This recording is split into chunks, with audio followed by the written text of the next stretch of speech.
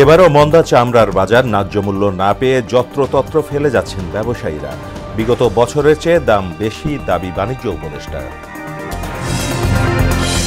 যুক্তরাজ্য সফরকালে প্রফেসর ইউনূসের সাক্ষাৎ চেয়ে টিউলিপের আবেদন, এ জাতীয় কোনো চিঠি পায়নি সরকার, বললেন প্রেস সচিব। ডিসেম্বরের মধ্যে জাতীয় নির্বাচন দাবিতে অনড় বিএনপি, ৯০% রাজনৈতিক দলেরও একই অবস্থান, বলছেন নেতারা। এবং ঈদের দীর্ঘ ছুটিতে ফাঁকা রাজধানীর নিরাপত্তায় টহল জোরদার, বিনোদন কেন্দ্র প্রেক্ষাগৃহে উপচে পড়া ভিড়।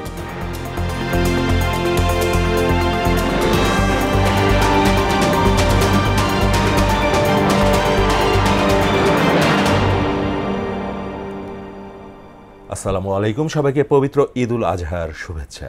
মহড়া সংবাদে স্বাগত। শুনছিলেন শিরোনাম, সঙ্গে আছি মাহমুদ হোসেন। এবার বিস্তারিত। সরকারি ঘোষণার কোনো রকম প্রভাব নেই চামড়া কেনা বেচায়। ন্যূনতম দাম না পাওয়ায় দেশের অনেক এলাকার মতো রাজধানীতেও রাস্তায় কাঁচা চামড়া ফেলে যাচ্ছেন ব্যবসায়ীরা। আড়তদারদের অভিযোগ, বিগত সরকারের সিন্ডিকেট চক্রের কালো থাবা থেকে বের হতে পারেনি চামড়া খাত। মাদ্রাসা এতিমখানায় লবণ সরবরাহ করাও ভুল সিদ্ধান্ত বলে জানান ব্যবসায়ীরা। মনিরুল ইসলামের প্রতিবেদন। লক্ষ্যমাত্রার চেয়ে উৎপাদন ২৫ গুণ বেশি। আবার মাদ্রাসা এতিমখানায় বিনামূল্যে লবণ সরবরাহ করেছে সরকার। তারপরও শুধু লবণ সংকটের কারণে নষ্ট হচ্ছে চামড়া। ঈদ মৌসুমে কেনা দামেও চামড়া বিক্রি করতে পারছেন না মৌসুমী ব্যবসায়ীরা। রাজধানীর পোস্তায় ট্যানারগুলিতে রাস্তায় পড়ে আছে পশুর চামড়া, যা থেকে বের হচ্ছে প্রকট দুর্গন্ধ। পোস্তা সহ সাভার চামড়া শিল্প নগরীতে চলছে চামড়া সংগ্রহ ও সংরক্ষণের প্রস্তুতি, কিন্তু জনবল সংকটে সংরক্ষণে বেশ বেগ পেতে হচ্ছে। কাঙ্ক্ষিত দাম না পেয়ে মধ্যস্বত্বভোগীরাও হতাশ। চামড়ার দাম ৩০০, ৪০০, হাইস ৫০০ টাকা দাম। সরকারের নির্দিষ্ট দামটা আমরা আসলে কখনোই পাই না। সরকারি যে একটা রেট ছিল ১৩৫০ টাকা সর্বনিম্ন, সেই হিসেবে তো আমাদের এখানে ৮০০ টাকা দাম রয়েছে। লবণের উৎপাদন ২৫ লাখ মেট্রিক টনেরও বেশি, আর কোরবানির পশুর চামড়া সংরক্ষণে লবণ দরকার ১ লাখ মেট্রিক টন। অন্যদিকে এতিমখানা মাদ্রাসায় ৩০,০০০ মেট্রিক টন লবণ বিনামূল্যে বরাদ্দ দিয়েছে সরকার, কিন্তু মাদ্রাসা থেকে লবণবিহীন চামড়াই কিনেছে ব্যবসায়ীরা। ৮০০ টাকার সাথে আরও আপনি ৪০০ টাকা যদি যোগ করেন, লবণ আছে, লেবার আছে, ঘর ভাড়া আছে। কালকে সকালকার যাব, আজকে সকালে নিয়ে আইছে ওরা। আওয়ামী লীগ সরকারের পতন হলেও তাদের রেখে যাওয়া সিন্ডিকেটের কারণে চামড়া বাজারে নৈরাজ্য কাটছে না বলে মনে করেন আড়তদাররা। তারা বলছেন, সংরক্ষণের যথাযথ পদ্ধতি অনুসরণ না করায় সরকারি দাম পাচ্ছেন না মৌসুমী ব্যবসায়ীরা। স্বৈরাচারের সময় যেরকম সিন্ডিকেটের একটা গেছে, বর্তমানে ওই সিন্ডিকেটটা এখনো আগের মতনই রয়ে গেল, কোনো পরিবর্তন হয়নি। লিব বেশি করে লিয়া বুঝেন, ব্যাংক দোল করে হলাইব, গাড়ি কিনবো, বাড়ি কিনবো। মাদ্রাসায় লবণ সরবরাহের সিদ্ধান্ত ভুল ছিল বলে জানান তারা। আপনার যে কাজ, আমার যে কাজ, আপনারটা আমি পারবো না, আমারটা আপনি পারবেন না।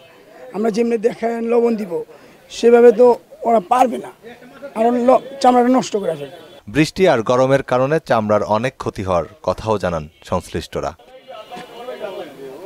মনিরুল ইসলাম, মোহনা সংবাদ, ঢাকা। বিগত বছরগুলোর তুলনায় এবার চামড়ার দাম বেশি বলে দাবি করেছেন বাণিজ্য উপদেষ্টা শেখ বশির উদ্দিন।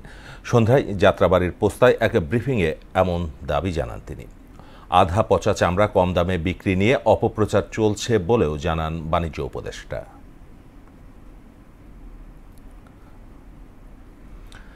প্রধান উপদেষ্টা প্রফেসর মোহাম্মদ ইউনূসের সঙ্গে সাক্ষাৎ করতে চান ক্ষমতাচ্যুত প্রধানমন্ত্রী শেখ হাসিনার ভাগ্নি, যুক্তরাজ্যের সাবেক মন্ত্রী টিউলিপ সিদ্দিক।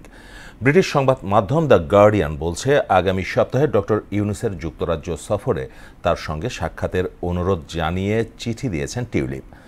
তার বিরুদ্ধে শেখ হাসিনার শাসনামলে বাংলাদেশ সরকারের কাছ থেকে সুবিধা নেয়ার অভিযোগ রয়েছে। যদিও এসব অভিযোগ অস্বীকার করে টিউলিপ দাবি করেন, দুদকসহ সংশ্লিষ্ট কর্তৃপক্ষ তার সঙ্গে যোগাযোগ করেনি। এসব অভিযোগের বিষয়ে কথা বলতে প্রধান উপদেষ্টার সঙ্গে সাক্ষাতের সময় চেয়েছেন টিউলিপ। প্রধান উপদেষ্টা প্রফেসর মোহাম্মদ ইউনূসের লন্ডন সফরের সময় তার সঙ্গে দেখা করার অনুরোধ জানিয়ে টিউলিপ সিদ্দিকের পাঠানো কোনো চিঠি হাতে আসেনি বলে জানিয়েছেন প্রেস সচিব শফিকুল আলম। বিকেলে এক মুঠোফোন বার্তায় এ তথ্য জানান তিনি। বলেন, গেল বৃহস্পতিবার থেকেই ঈদ ছুটিতে আছেন তিনি।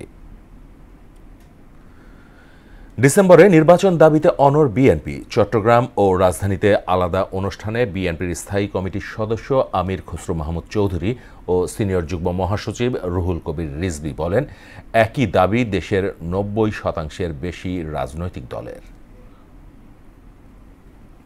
আপনি অবাধ সুষ্ঠু নির্বাচন করবেন, অন্তর্বর্তীকালীন সরকার, আপনি হলেন নিরপেক্ষ সরকার, আপনি সব দিক বিবেচনা করে আপনি একটা ভূমিকা রাখবেন। যেখানে সিংহভাগ রাজনৈতিক দলগুলো ডিসেম্বরের মধ্যে নির্বাচন চেয়েছে, যেখানে আমাদের ঐক্যমতের বিষয়টা একবারে শেষ পর্যায়ে, আরও প্রায় 6 মাস আছে ডিসেম্বরে, সেপ্টেম্বর, অক্টোবর, নভেম্বরে নির্বাচন করা সম্ভব, তারপরও কেন নিয়ে যাওয়া হচ্ছে এটা নিয়ে তো এখন একটা বিভিন্ন সন্দেহের উদ্রেক ঘটছে। এর পিছনে কি চিন্তা, কারা এটা প্রভাবিত করছে। ঈদুল আজহার ছুটিতে ফাঁকা রাজধানী, প্রধান সড়কগুলোতে নেই যানবাহনের চাপ, ব্যস্ততম এলাকায় নেই চিরচেনা কোলাহল। এমন ফাঁকা সড়কে জনসাধারণের নিরাপত্তা বিঘ্নিত হওয়ার আশঙ্কা থাকে, তাই রাজধানী জুড়ে চেকপোস্ট বসানোর পাশাপাশি টহল বাড়িয়েছে পুলিশ।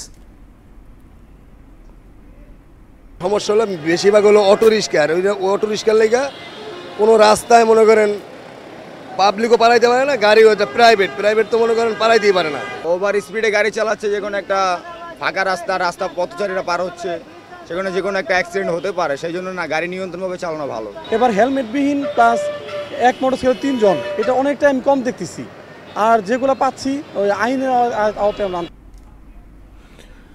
এদিকে ঈদের ছুটিতে রাজধানীর বিনোদন কেন্দ্রে উপচে পড়া ভিড়। ঈদের দ্বিতীয় দিন সকাল থেকে জাতীয় চিড়িয়াখানায় লাখো দর্শনার্থীর ঢল। নিরাপত্তা ও সার্বিক পরিস্থিতি নিয়ে সন্তোষ জানিয়েছে আগতরা। আগারগাঁয়ের শিশু মেলায়ও ছোট বড় সব বয়সীদের ভিড় ছিল চোখে পড়ার মতো। কবির খানের ক্যামেরায় আরও জানাচ্ছেন মাহবুব হাসান রিপন। ঈদ আনন্দের স্নিগ্ধতা অনুভব করা যায় বিনোদন কেন্দ্রগুলোতে। সারা বছরের ব্যস্ততাকে ছুটি দিয়ে এই সময়টাতে রাজধানীবাসী মেতে ওঠেন উৎসবের আমেজে। পরিবারের সদস্যদের জন্য একটু সময় দেওয়ার এক মহা উৎসবে পরিণত হয় জাতীয় চিড়িয়াখানা। ঢাকা শহরে দেখার তেমন কিছু নেই, তো আমার যারা বাচ্চাদের চিড়িয়াখানাটা খুব অ্যাট্রাকটিভ হয় বাচ্চাদের জন্য। কয়েক জায়গায় ঘুরে ফিরে দেখতেছি যে অনেক খাঁচার ভিতরে নাই।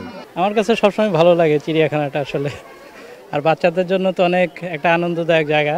চিড়িয়াখানার বিভিন্ন খাঁচার সামনে নানা পশু পাখির সাথে পরিচিত হতে পেরে দারুণ খুশি শিশু কিশোররা। বাঘ দেখছি, হরিণ দেখছি, রয়্যাল বেঙ্গল টাইগার দেখে আমার ভালো লাগতেছে, খুবই ভালো লাগতেছে। কিন্তু এখানে বাঘ, সিংহ সবই কেমন মানে নিস্তেজ হয়ে আছে। এদিকে নির্মল প্রকৃতির মাঝে নিজেকে সঁপে দিয়ে পরিপূর্ণ ঈদ আনন্দ উপভোগ করতে অনেকে বেছে নিয়েছেন জিয়া উদ্যানকে। পরিবার পরিজন নিয়ে ঘুরে বেড়ানোর সুযোগ পেয়ে উচ্ছ্বসিত দর্শনার্থীরা। শিশু কিশোরদের সরব উপস্থিতি ছিল আগারগাঁয়ের শিশু মেলায়। ইন্টারনেট আর মোবাইল স্ক্রিনের বাহিরে পৃথিবীকে বাস্তব উপলব্ধি করার সুযোগ ছিল মজার সব রাইডে। শিশু পার্কে ঘুরতে এসে খুব আনন্দ পাচ্ছি এতে। এখানে আমি অনেকগুলো রাইডে চড়েছি, আইসক্রিম খেয়েছি, আমার খুব ভালো লাগছে। প্লেনে চড়তে বেশি ভালো লেগেছে, তারপর ট্রেন। জব করি যারা মায়েরা সময় পায় না বাচ্চাদেরকে নিয়ে, আজকে বাচ্চাদেরকে নিয়ে আসছি, বাচ্চারা অনেক এনজয় করতেছে, যেটা দেখে আমাদেরও অনেক ভালো লাগতেছে। সারা বছর ব্যস্ততার অজুহাতে বাচ্চাদের সময় না দেওয়ার আক্ষেপ ঘোচানোর সুযোগ কাজে লাগানোর ক্ষেত্রে অভিভাবকরা ছিলেন ভীষণ আন্তরিক। আজ যে শিশু পৃথিবীর আলোয় এসেছে, আমরা তার তরে একটি সাজানো বাগান চাই। রেনেসার এই গানের আকুতি টের পাওয়া যায় উৎসবের দিনগুলোতে বিনোদন কেন্দ্রে আসলে। অভিভাবকদের প্রত্যাশা, কংক্রিটের এই বেড়াজাল ভেদ করে এই জাদুর শহরে অনেক বেশি শিশু বাগান গড়ে উঠবে এবং তাদের সন্তানেরা বেড়ে উঠবে। মাহবুব হাসান রিপন, মোহনা সংবাদ, ঢাকা। ঈদের দ্বিতীয় দিনে প্রেক্ষাগৃহে সিনেমা প্রেমীদের ভিড়। বিশেষ করে সাকিব খানের তাণ্ডব সিনেমা নিয়ে দর্শক আগ্রহ তুঙ্গে।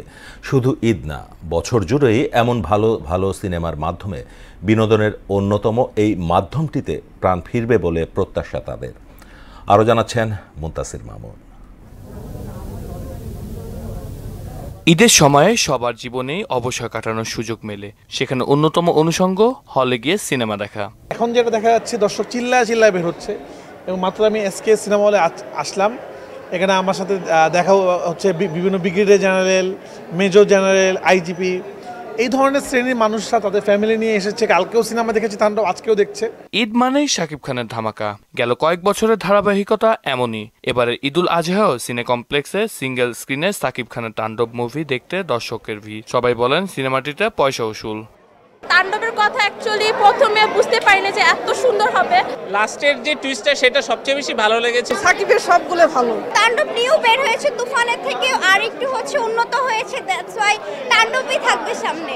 তাণ্ডবকে থ্রিলার ধাঁচের গল্প উল্লেখ করে আরো কয়েকদিন মুভিটির ঝড় অব্যাহত থাকবে বলে প্রত্যাশা পরিচালক রায়হান রাফির। আপনারা যদি তাণ্ডব খেয়াল করেন, এটা কিন্তু এক্সপেরিমেন্টাল ছবি, এটা কিন্তু নর্মাল জনরার ফিল্ম না।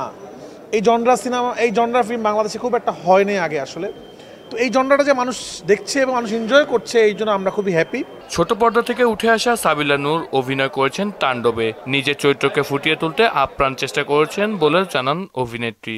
আসলে এখানে আমি পুরো ক্রেডিটটা দিতে চাই আমাদের পরিচালক রায়হান রাফি ভাইয়া। উনি এত সুন্দরভাবে কাজটিতে ডিরেকশন দিয়েছেন এবং আমার ক্যারেক্টারে আমাকে আসলে শুটিংয়ের আগেই বুঝিয়ে দিয়েছিলেন যে সে কী চেয়েছে।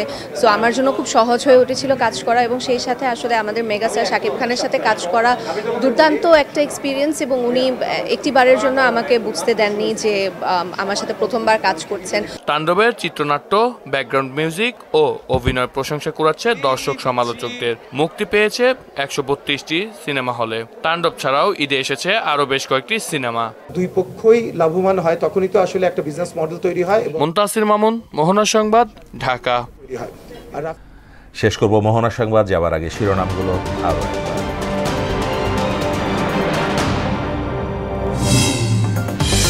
এবারও মন্দা, চামড়ার বাজার ন্যায্য মূল্য না পেয়ে যত্রতত্র ফেলে যাচ্ছেন ব্যবসায়ীরা। বিগত বছরের চেয়ে দাম বেশি দাবি বাণিজ্য উপদেষ্টা।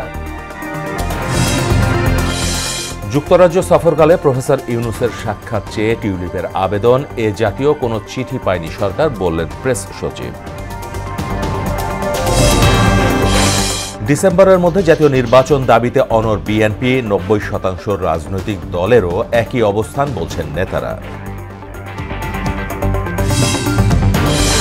এবং ঈদের দীর্ঘ ছুটিতে ফাঁকা রাজধানীর নিরাপত্তায় টহল জোরদার। বিনোদন কেন্দ্র, প্রেক্ষাগৃহে উপচে পড়া ভিড়।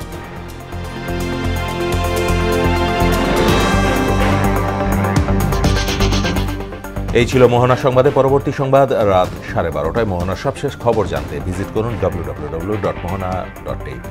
সংবাদ দেখতে পারেন ফেসবুক ও ইউটিউবে। এতক্ষণ সঙ্গে থাকার জন্য সবাইকে